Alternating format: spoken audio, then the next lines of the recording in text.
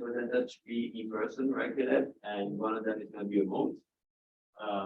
And so that we work on project with the title that we should say would be a bit pick it up. Yeah. Thank you. Hello everyone. I'm Maulik, a first year PhD student in the Department of Aerospace Engineering at UIUC. Today I'll be presenting our work on efficient constrained multi-agent interactive planning using dynamic potential games.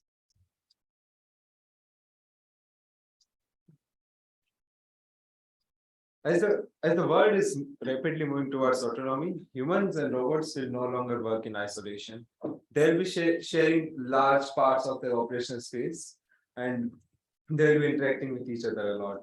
In such scenarios, a robot must reason about its impact, impact of its actions on other agents and humans.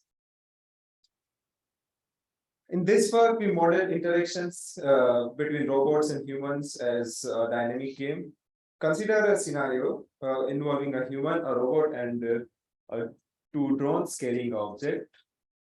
They have their individual goal positions which they want to reach, and their cost functions are denoted by JIs, and they have their own dynamics. Here, X denotes their states, U denotes the actions, and F are the dynamics. Here we use superscript to denote agent number, and the subscripts denote the time steps. So apart from reaching their goal positions, each agent has to satisfy some task constraints such as avoiding collisions with each other, and for example, maintaining constant distance between drones to carry object. In such scenarios, the interactions are pretty the interactions are inherently dependent on each other, and the actions of one robot will affect the actions of other robots.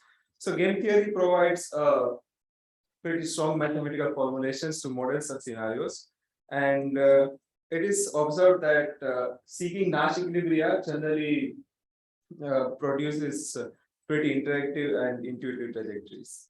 So in this work, we aim to find generalized Nash equilibria of the game, which is basically no agent would want to deviate from its Nash strategy, unilaterally deviates from its Nash strategy in its feasible space. However, solving for generalized Nash equilibria is pretty hard, as it requires solving coupled optimal control problems with potentially nonlinear dynamics, costs, and constraints. So there has been several recent work trying to address this problem. In this work, our key idea is that the generalized Nash equilibria of the resulting game can be found by solving a single constant optimal control problem instead of having to solve coupled optimal control problems.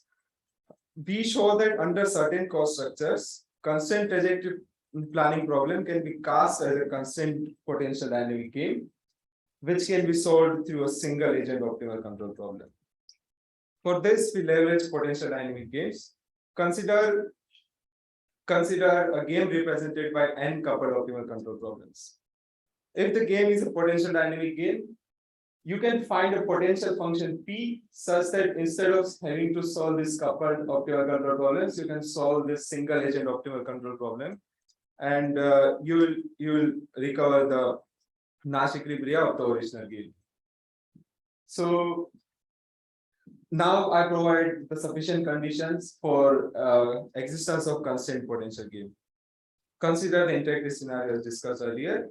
Now suppose each agent has cost functions, which is sum of their running costs and terminal costs, and further assume that for each agent, the running costs and terminal costs depends only on its own actions and states. In such scenario, the resulting single agent optimal control problem will be as shown here. Will be as shown here. By solving this optimal control problem, you can recover the Nash equilibria of the original game. It should be noted that each agent has to satisfy collision avoidance constraints, and their actions are inherently coupled through these constraints. Now, the running and terminal costs in the resulting the optimal control problem are basically some of the individual running and terminal costs. So basically, we have found a single agent optimal control problem, and now we can use any existing trajectory optimization solver, which will help us solve the problem. In particular, in this work, we use Ultra solver to find the optimal to find the resulting trajectories. So we now find the we now evaluate our trajectories in a planar navigation setting, where basically 4 agent tries to exchange their position diagonally, and as it can be seen, our algorithm produces trajectories which are pretty intuitive as agents move towards their goal position while evading each other. We further compare our algorithm against state-of-the-art constraint game solvers, AL games, and as it can be seen, our solver is about 20 times faster than AL games. Further, we show the capabilities of our trajectory, our algorithm in real time, where we basically consider a scenario involving 2 humans and a drone trying to reach towards their goal position. And as it can be seen, the drone tries to avoid humans by deviating from its nominal trajectory, and then once it gets past the humans, it again goes back to its original trajectory and it reaches its goal position. For this work, for this hardware implementation, we basically implement our algorithm in a receding horizon fashion, and as you can see, we get pretty fast and nice trajectories. Now, currently, we are concentrating on a more advanced problem where basically 2 code routers are carrying a road to its goal position while evading humans, which are moving towards their respective goal positions. As you can see, as you can see, the drones change their position so that the orientation of the road changes, and it basically evades the humans. Currently, we are trying to implement this particular experiment in hardware, and in conclusion, we have developed a solver which is fast and efficient and solves the multi-agent close proximity trajectory planning. The key idea of our work is that game theoretic interactions become an instance of constraint potential game that can be solved actively. And in future, we would like to investigate whether potential games can be used for efficiently generating feedback generalized Nash strategies. Thank you. I'll be happy to take questions. We're gonna have questions at the end, so let's move on to the next presenter, which is Sam Shield from the Tech. Please feel free to start sharing your screen. All right. Hi everyone. I'm going to do this. All right. Hello. You all can hear me? Yes. Okay, excellent. So hi, thank you all for coming to my talk on fast anticipatory motion planning for close proximity human-robot interaction. I'm Sam Sheely. My collaborators on this work were Pierce Howell and Harish Ravichander. So our goal with this work is to enable real-time anticipatory motion planning in close proximity collaboration with human partners. So what that might look like is a person and maybe a robotic arm, as you can see on the left, are working together in close proximity, and the human does something that the robot doesn't expect, and the robot reacts to that fluidly and naturally. But in the average case where the human isn't doing a lot of unexpected things, the robot is still moving in a way that's natural to the human, which we believe requires that the robot anticipate human action and plan in anticipation of what the person is going to do. So prior to individual parts well ready, there's obviously a lot of motion planning with model predictive control, which involves incorporating uncertainty in some cases in either the robot dynamics model or maybe the environmental dynamics model. There's also a fair amount of sort of human-aware motion planning work, most notably probably Dr. Dragon's paper on legibility. We also have a paper on motion which introduces a framework called Komodo, which simultaneously optimizes for a number of variables which we believe are important to quality of human-robot interaction. However, what's missing here is a framework that is human-aware, anticipatory, works in real time, and also deals with high-dimensional configuration spaces. Robots modeled as something other than a point mass, for example. So that's where this work fits in. We present a real-time nonlinear model predictive control approach that accounts for anticipated human motion to simultaneously optimize multiple objective functions to balance task, safety, and human-centered requirements. So model predictive control is a very natural choice for a problem like this one, because assuming you can model the behavior use as some objective function, then you can just plug in predictions in a model and MPC will give you a response. So this is a flow diagram of our work. You can see that we use existing work to convert a camera feed into predictions about human motion. We feed that and a nominal, nominal robot motion, which is just a like joint space linear trajectory into our approach, which is that green box. Our approach will then produce a reference trajectory, which is tracked by a lower level, in this case, joint position controller. So what we want to do with our approach is balance a number of different tasks, which we can sort of loosely group into task objectives, safety objectives, and human-related objectives. As you can see, some of them don't fall exactly into one of those categories. But in order to do that, we put all of those objectives into a cost function and solve this problem with nonlinear model predictive control. So the cost function, as you can see at the lower right of this screen, is just a like linear combination of cost functions, which we're going to get into in a moment.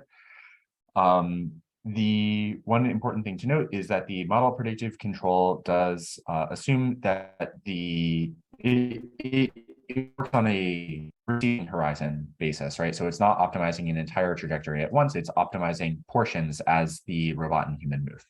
And of course, then we want to respect things like kinematic constraints. So in order to optimize this framework, we had to reformulate some of the cost functions that we used in our original work, Komodo. So specifically, we wanted to reformulate these cost functions so that each time step is independent of state at every other time step. So we did not have to change the visibility, distance, or nominal costs in order to do this. However, we did have to change legibility and smoothing, and also introduce a new cost. So legibility was redefined to be an approximation of Dr. Dragon's original expression, which allows for independence between time steps. The smoothing cost was changed so that acceleration was replaced with velocity in the cost. This is because our model of the robot involved joint space velocity control instead of joint space torque control. And then finally, we had to add a goal error cost in order to drive the robot to the destination, because it wasn't necessarily going to make it in one solve.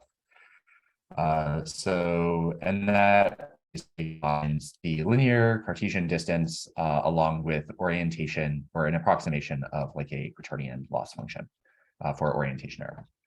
So we solved, much like the previous presenter, we used Altro to solve this. Altro is a fast trajectory optimization framework that we used. It warm starts optimization using an iterated LQR approach. So that was our setup. To test our setup, we have a task where the robot and the human are working next to each other at a table, and the robot has to reach across the person to reach some grasp posts. While the robot is reaching across the person might either reach far so that the robot has to really deviate from the nominal trajectory in order to avoid the human. Human might reach near, in which case the robot will still have to deviate, but a lot less in order to avoid a collision. or the human might remain perfectly still, in which case the nominal trajectory or joint space linear trajectory would result in non-collision, but it would be a very near miss. And we evaluate that against our previous work, Komodo, which optimizes the entire future trajectory at once, so it doesn't use that receding horizon approach. It does work with arbitrary cost functions, so it doesn't have to deal with the approximations that we have to deal with. But the downside of it is that it's far too slow to be reactive. So the metrics we evaluate on are mostly the same as the ones we evaluated Komodo on in our original work. The distance and visibility metrics are basically just a percentage of time steps that fall within some acceptable range we've defined. The legibility is the average probability that the robot is going towards its actual true goal, given the trajectory so far. That's as defined from Dr. Dragon's original work. The latency is the time the time that elapses between when our framework receives some prediction of human movement and when it generates a motion plan in order to react to that. And then the nominal metric is the sum of linear Cartesian deviations from the nominal and effector trajectory. Nominal is in blue there because we don't think that in all cases higher or lower nominal cost is necessarily better. But in general, all other things being equal, we consider lower nominal cost to be better. So the comparative results here, we actually outperformed Komodo on both the distance and nominal costs, which we didn't expect. We thought Komodo would outperform our framework in pretty much all cases because it has access to the entire trajectory and the unmodified costs.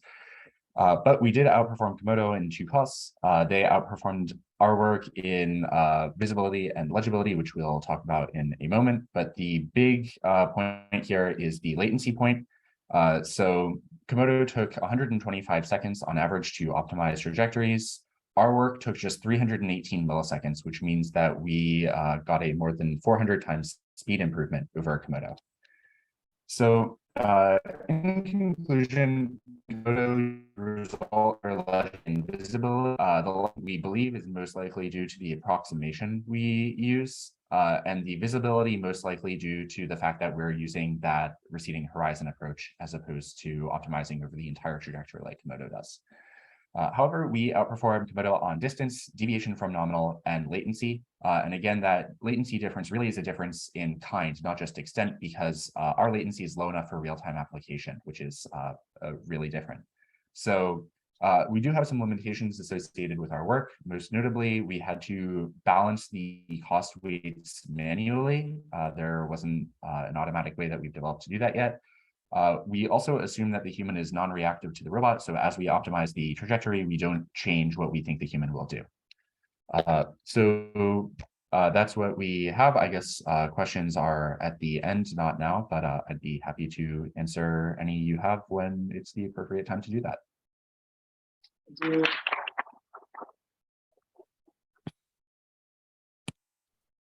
We could be in person, right? Yeah. Yes.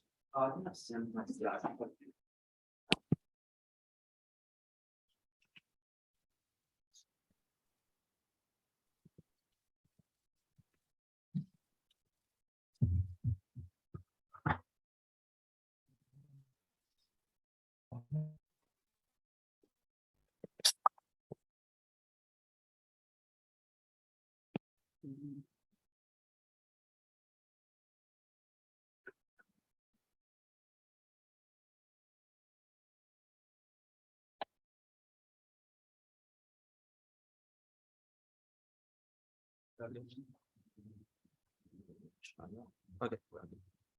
So hello everyone. My name is I'm a third-year PhD student from Northwestern, and today I would like to talk about reasoning over flexibility for social navigation. Our workshop title, however, has a different name as human-robot pacing mismatch, and we later found that the title is a little bit confusing. So we changed the title, and this is joint work with Peter Schottman from Harvard Research Institute and my advisor, Todd Murphy. So the context here is the fact that there's a huge performance gap when robot and human are moving alongside other pedestrians. To show you an example, Here we have an autonomous vehicle on the street of San Francisco. There was a street party, and the robot sort of got scared by the pedestrians on the street. So as we can see, even though there was a clear path forward, the robots could not figure out whether or not the pedestrians are going to stop and whether or not the pedestrians were going to make space for it or not. So it sort of refused to move forward. And the nice thing for this video footage is that in the same video, right after this clip I just showed, there is a human-driven vehicle sort of just move through the street super easily while the robot being stuck. As we can see here, it was as if the human driver can read the mind. It just knows exactly when the pedestrians or whether the pedestrian is going to make space or not. It never fully stopped, just move through the street very easily.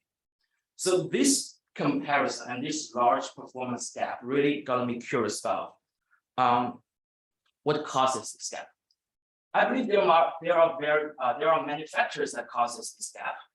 Could be algorithm, could be software, could be hardware, but I do believe one factor I'm particularly interested in is the robot's ability to reason over human intent is not good enough, because social navigation can be modeled as a negotiation problem, where all agents are negotiating space for others.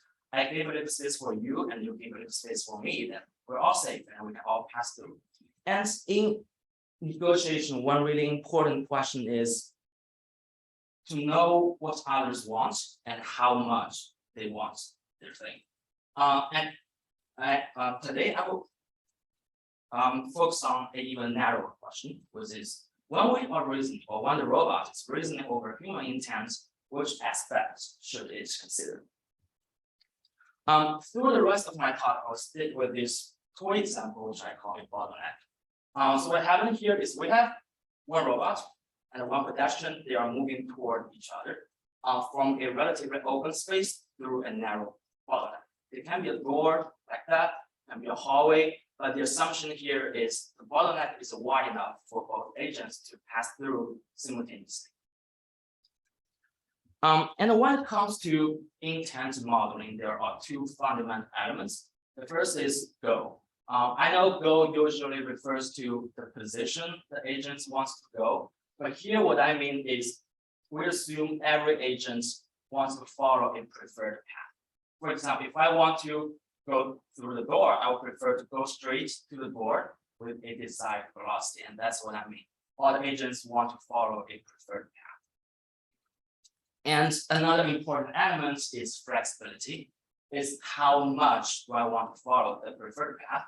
For example, someone may has a strong preference for going straight, while someone may just be more flexible, be more chill for moving around and make space for others. And that's what the flexibility is capturing here.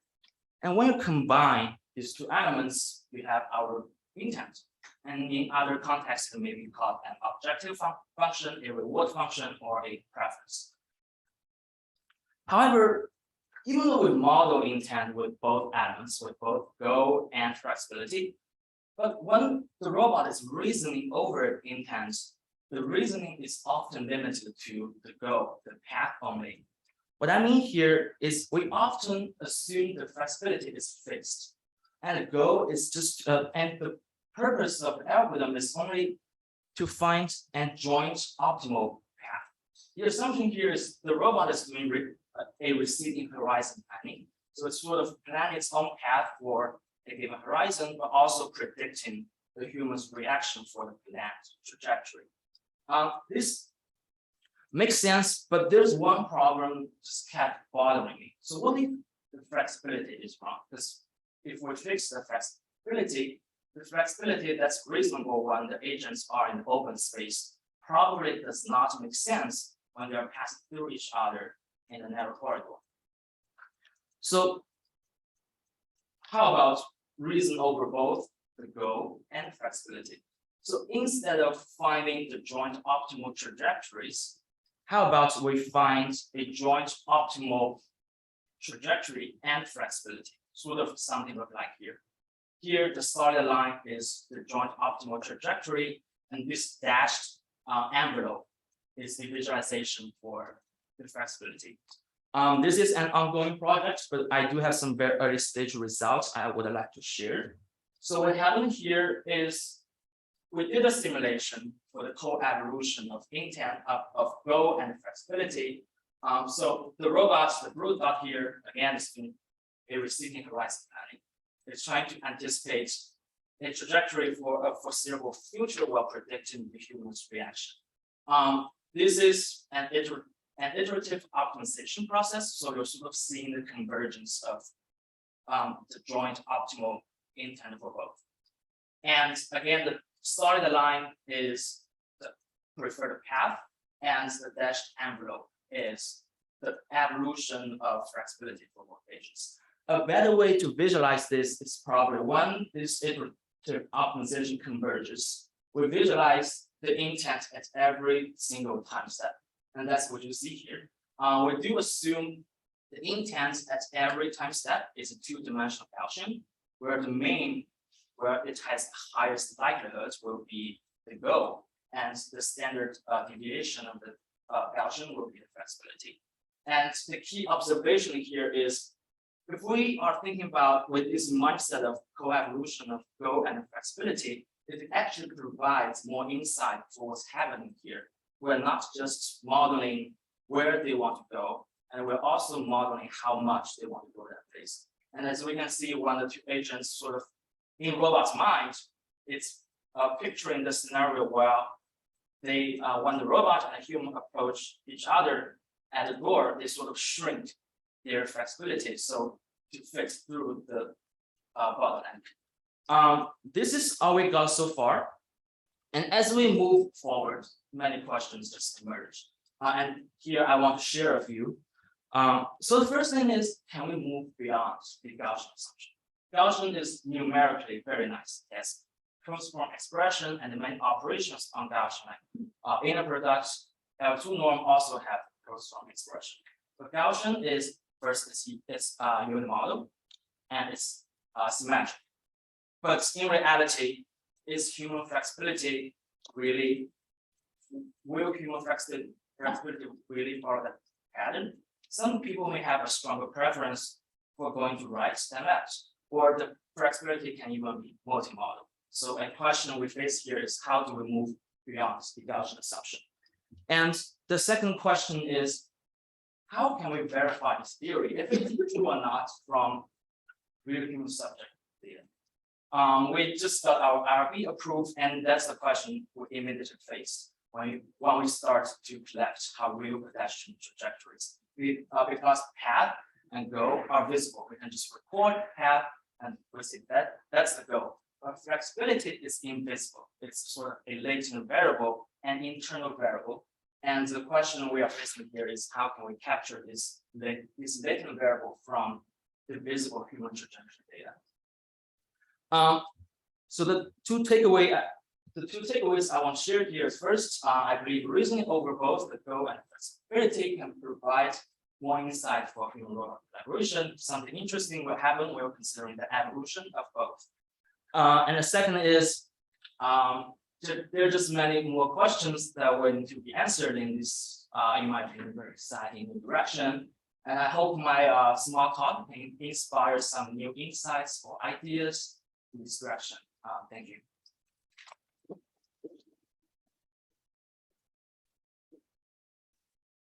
Thank you, Chan.